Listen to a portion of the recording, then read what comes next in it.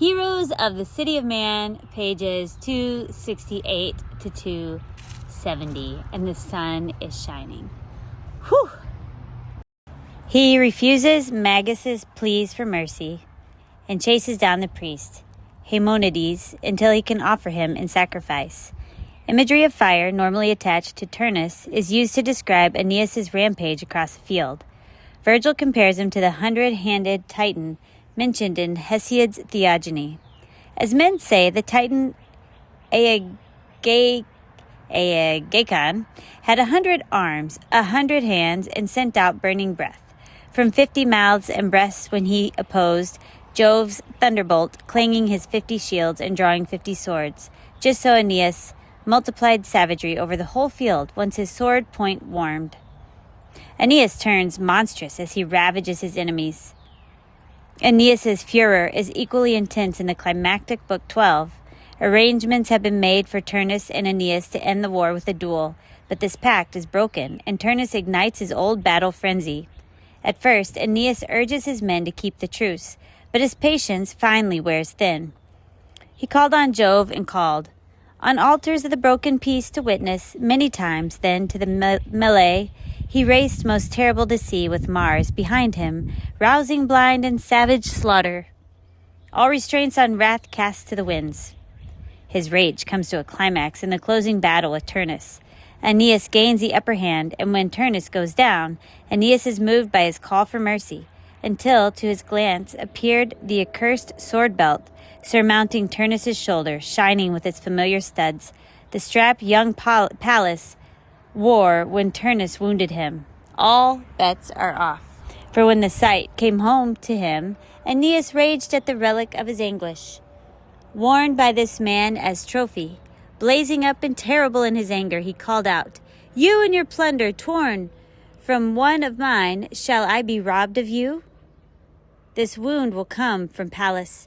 Pallas makes his offering, and from your criminal blood exacts his due."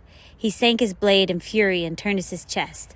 Then all the body slackened in death's chill, and with a groan for that indignity, his spirit fled into the gloom below.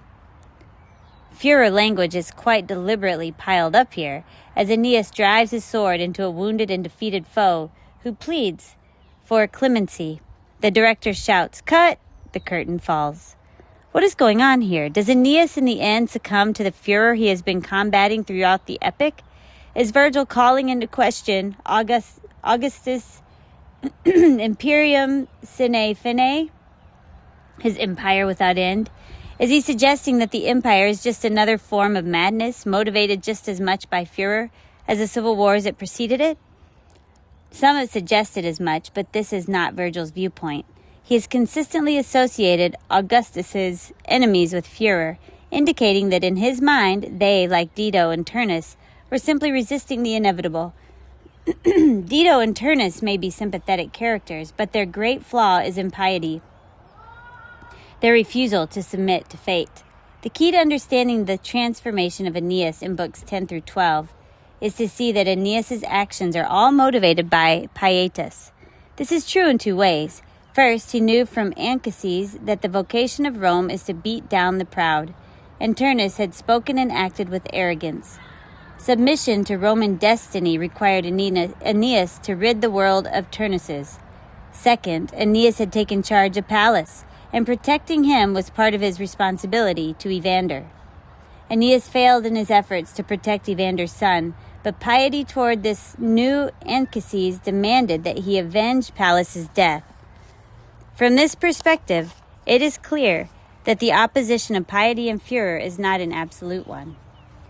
There is a furor, a battle madness that is an expression of piety rather than a rebellion against it. This is evident at the divine level too. Juno, the divine representative of furor, becomes submissive to Jupiter's plan, but she is not cast from Olympus.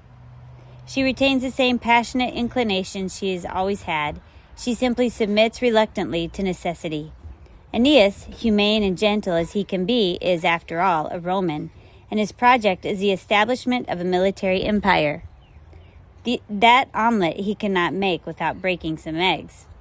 According to St. Augustine's account in his City of God, Rome rose to dominance out of a lust for dominion. The their sinful desire for supremacy. This, he contended, was also the cause of the discord of civil war, as each contender sought dominance over the others. And this, Augustine believed, was the same principle at work in the expansion of the Roman Empire. In spreading its empire throughout the Mediterranean, Rome simply carried its civil war to the four corners of the earth. In Augustine's view, Aeneas and Augustus, far from putting down the proud, were themselves among the proud. Far from triumphing over madness, they were themselves mad. Virgil saw the dangers and excesses of furor, but in the end accepted it as a necessary part of establishing empire. Augustine, with the whole church, proclaimed a true imperium sine fine, established not by the blood of war, but by the blood of a cross, not by furor, but obedience to death.